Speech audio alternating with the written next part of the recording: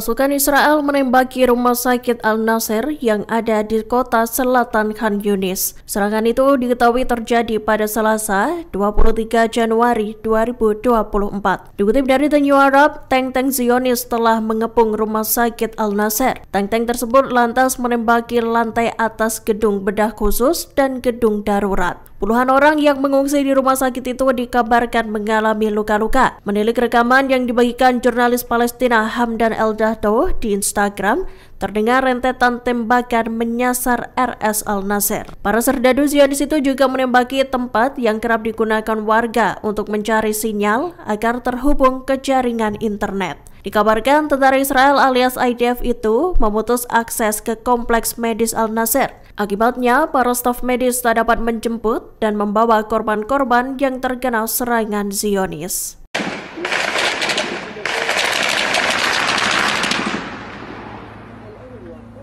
كما تشاهدون الآن استهدافات مباشرة إلى مستشفى ناصر الطبي.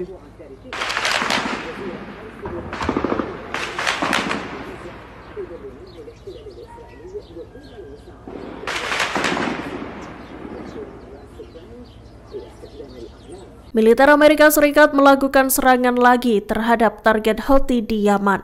Serangan yang dilancarkan pada Rabu 24 Januari 2024 itu menyasar dua rudal anti kapal Houthi. Dikutip dari Al Arabiya, rudal tersebut tengah diarahkan ke Laut Merah dan siap untuk diluncurkan. Serangan militer Amerika Serikat itu terjadi segera pukul 2:30 pagi waktu setempat. Pasukan Amerika Serikat mengidentifikasi rudal-rudal tersebut di daerah-daerah yang dikuasai Houthi. Dikatakan rudal-rudal itu merupakan ancaman bagi kapal-kapal dagang dan kapal Angkatan Laut Amerika Serikat di wilayah tersebut. Diberitakan sebelumnya Amerika Serikat dan Inggris telah melakukan 2 putaran serangan gabungan untuk melemahkan kemampuan Houthi. Serangan yang dilakukan itu buntut aksi Houthi yang menyerang kapal-kapal terafiliasi Israel yang melintasi Laut Merah. Bahkan Houthi menegaskan penyerangan terhadap kapal-kapal Amerika Serikat dan Inggris itu merupakan target yang sah. Kepala Otoritas Purbakala Israel menunjukkan rekaman saat tentara Zionis menemukan artefak-artefak di Gaza.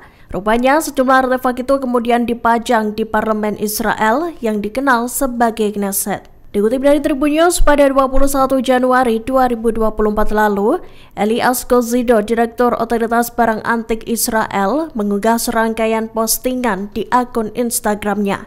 Ia menyatakan wakilnya pergi ke Gaza untuk memeriksa barang antik yang ditemukan pasukan Zionis. Di salah satu video, tampak militer Israel tengah menghubungi pihak berwenang untuk memeriksa gudang yang penuh barang antik di Gaza. Gudang itu dipenuhi vas yang tertata di rak dan sebagian lagi ada di lantai.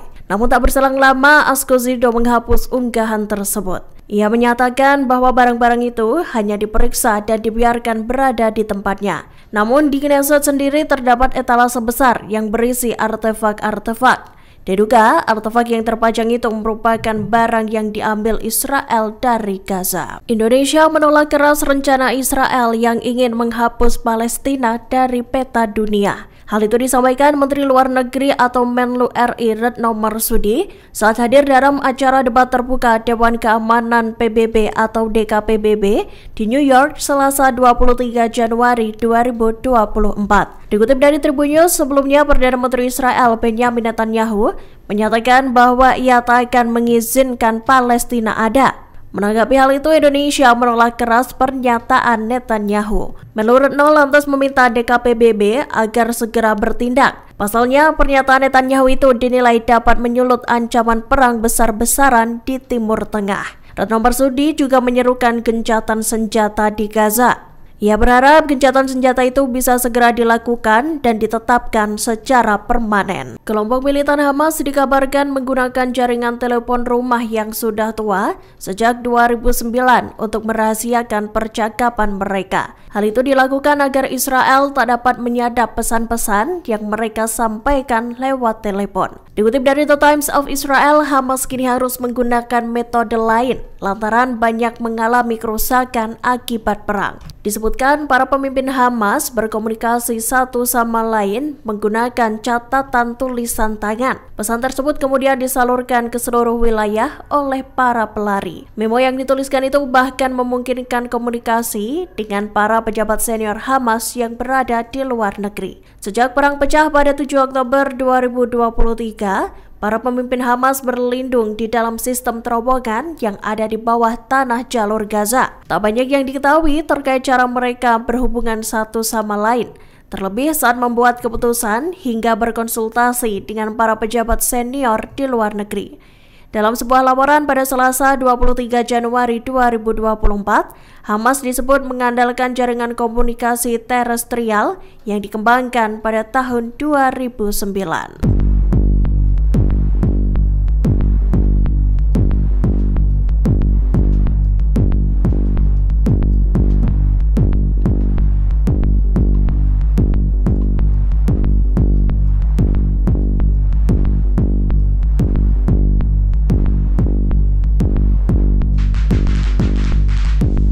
Download Tribun X sekarang, menghadirkan lokal menjadi Indonesia.